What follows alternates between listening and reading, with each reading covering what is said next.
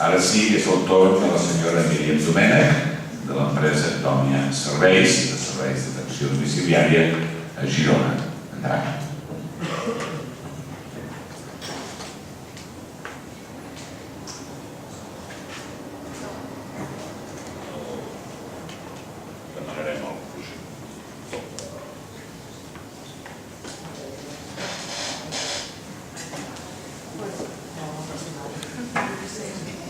Bon dia a tothom.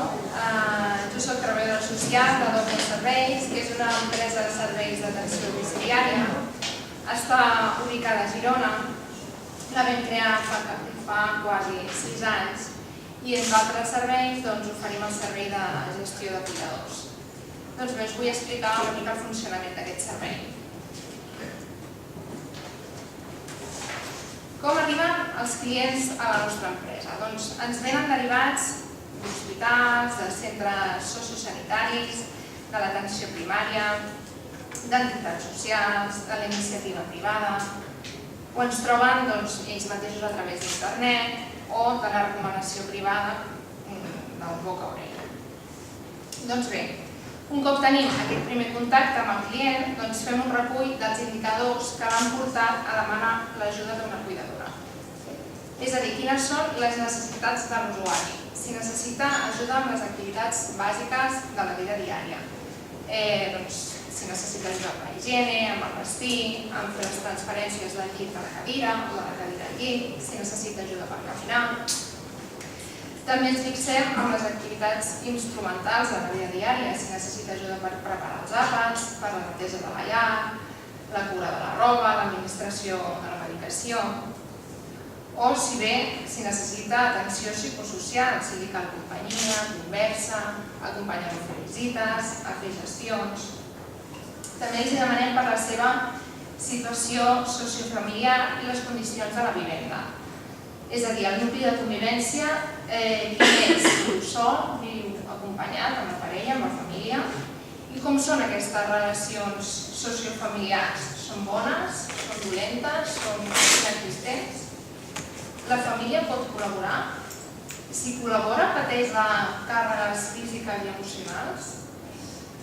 També els demanem si reben altres suports dels serveis socials, com pot ser la teleassistència o el SAP públic, o de la seva xarxa social de veïns, amics, etc.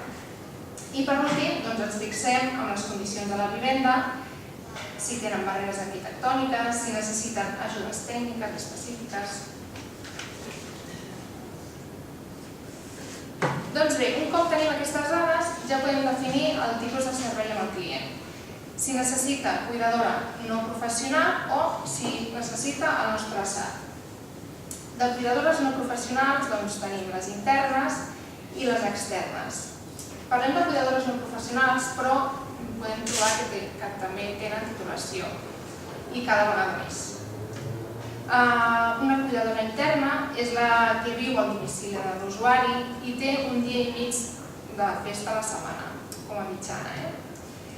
Una cuidadora externa treballa matins, tardes, nits, però no viuen al domicili de l'usuari. En aquest servei, la relació laboral s'estableix directament entre l'usuari i la cuidadora, la seguretat social també va a càrrec del client i les condicions laborals són les equivalents als treballadors en règim general.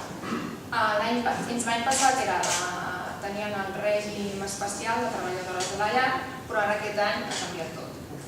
És a dir, han de tenir contracte, nòmina, vacances, pagues dobles, tots els drets. Evidentment, nosaltres assessorem en tot el procés i donem una garantia. Això de la garantia ja ho explicaré després.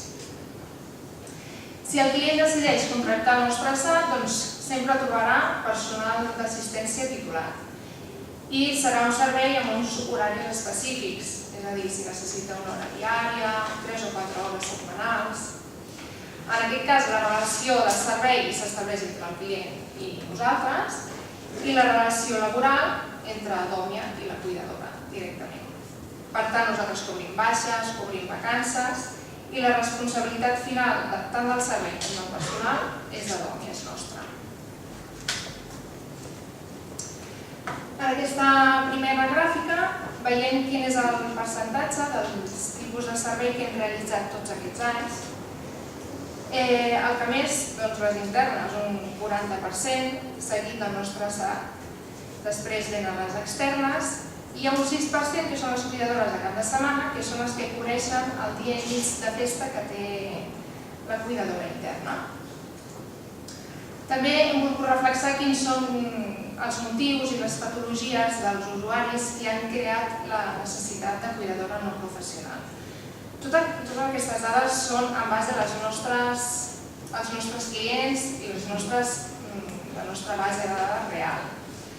Per exemple, un 28%, que és el que més, el client pateix un deteriorament general per pluripatologia, seguidament de les malalties degeneratives, com pot ser Alzheimer, Parkinson, esclerosi múltiple i altres demències senils. Un 11% fractura de fèmur, l'altre 11% càncer, hi ha en menor mesura patologies pulmonars i cardiopaties i un 8% AVCs. Doncs bé, us demanareu quina és la nostra gestió amb el servei de cuidadores no professionals. Doncs com he dit abans, en el primer contacte amb el client realitzem un anàlisi de les circumstàncies i definim el tipus de servei. Després fem la selecció de la cuidadora a través dels currículums que tenim a la nostra base de dades, en entrevistes. No cal dir que totes tenen els permisos en regla, sempre demanem que tinguin experiència, cuidar gent gran i bones referències dels llocs on han treballat abans. Després ens trobem amb la família per ja fer una tria final i quan ja està triada la cuidadora, doncs el següent pas és la introducció de la cuidadora al domicili, on sempre intentem donar assessorament per l'adaptació òptima entre la cuidadora, l'usuari i la família i sobretot assessorament en tràmits i burocràcia, el que és l'alta a la seguretat social, contractes, nòmines, etc., on les famílies més es perden. Mantenim el contacte tant amb la cuidadora com amb l'entorn de l'usuari per fer seguiment del servei, per resolució de conflictes, tant laborals com de relació, fins a la finalització del servei, perquè l'usuari s'ha recuperat, perquè la cuidadora s'ha estat satisfactòria més i llavors nosaltres ja fem un pas enrere, perquè l'usuari ha ingressat en un centre residencial i ja no ens necessita, perquè ha sigut èxitos, i després perquè l'adaptació no ha sigut satisfactòria.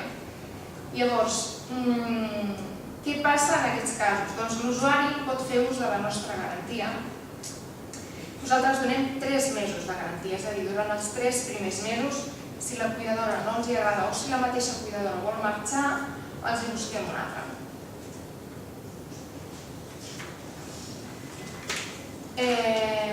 A la primera gràfica veiem que tots els serveis realitzats, només el 26% ens han sol·licitat aquest canvi de cuidadora. I quins són els motius? Doncs el que més, el 32%, la incompatibilitat de caràcters. Encara que la cuidadora faci bé la seva feina, no acaba de connectar amb la família o amb l'usuari, amb la persona que ha de cuidar. El 21% les famílies sol·liciten el canvi perquè la cuidadora no els acaba de fer pes, no els agrada com treballa.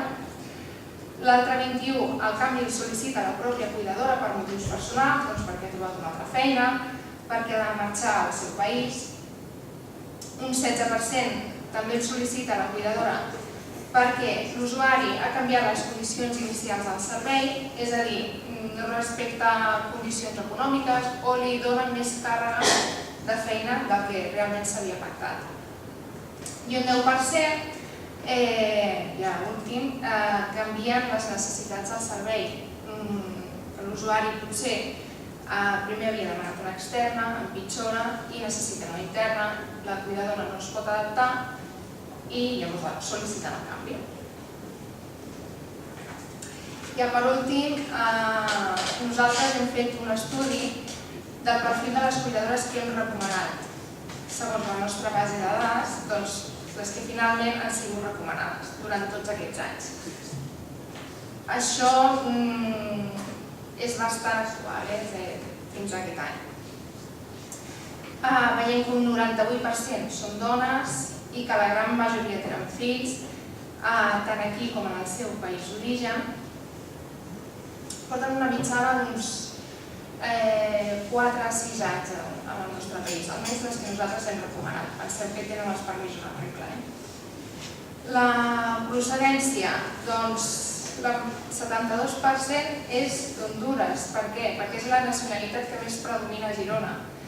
I juntament amb les sud-americanes són les cuidadores que més recomanem. També perquè tenen molta predisposició, és el que comentava abans la doctora Escudero.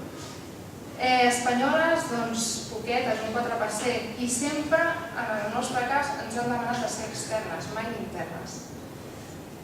En referència a l'edat, doncs, 2 de cada 3 cuidadores recomanades tenen entre 30 i 50 anys. Les famílies també ens demanen que siguin de mitjana edat perquè veuen aquesta franja d'edat una estabilitat laboral.